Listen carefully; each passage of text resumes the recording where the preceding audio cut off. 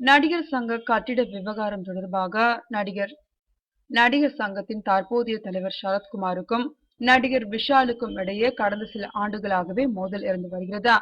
நடிகர் சங்கத்தின் கட்டடத்தை விரைவில் கட்டி முடிக்க வேண்டும் என விஷால் மற்றும் அவருடன் துணையாக இருக்கும் மேலும் சில நடிகர்கள் நீண்ட நாட்களாகவே முறையிட்டு வருகின்றனர். ஆனால் அதில் இதுவரை எந்த ஒரு முடிவும் எட்டப்படவில்லை. இது தொடர்பாக நடிகர் சங்க செயலாளர் ராதாரவி உட்பட பல நிர்வாகிகள் விஷாலை கடுமையாக தாக்கி பேசியிருக்கிறார்கள். அவற்றுக்கு விஷாலும் பதிலடி கொடுத்திருக்கிறார். விஷால் பின்னால் இன்று இளம் முன்னணி ஹீரோக்கள் பலர் இருப்பதாக சொல்லப்படுகிறது. இந்த நிலையில் உத்தம வில்லன் பிரச்சனை விவகாரத்தில் நடிகர் சங்க தலைவரான சரத்குமார் கடந்த 2 நாட்களாக படம் வெளிவருவதற்கான பேச்சுவார்த்தையில் ஈடுபட்டு வந்தார். அதைத் தொடர்ந்து விஷால் இந்த விவகாரத்தை முடிப்பதற்கு உதவிய சரத்குமாருக்கு நன்றி தெரிவித்துள்ளார்.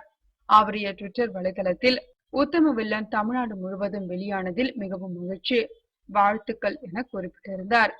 அதற்கு சரத்குமாரின் மனைவியான நடிகை ராதிகா, நீங்கள் சரத்குமாருக்கு கண்டிப்பாக நன்றி சொல்ல வேண்டும் என கூறியிருந்தார். அதற்கு விஷால், நான் இதில் பங்கு பெற்ற அனைவருக்கும் நன்றி சொல்கிறேன். சரத்குமார் சார், பைனான்சியர்கள், தயாரிப்பாளர்கள் சங்கம், விக்ரமன், அன்பு செழியன், ஞானவேல் ராஜா, சூர்யா உள்ளிட்டோருக்கு நன்றி என பதிலளித்திருந்தார். தொடர்ந்து ராதிகா, நடிகர் சங்க தலைவரை பாராட்டியதற்கு நன்றி விஷால், எப்போதுமே முதலில் பாராட்டுவதற்கு என்றார்.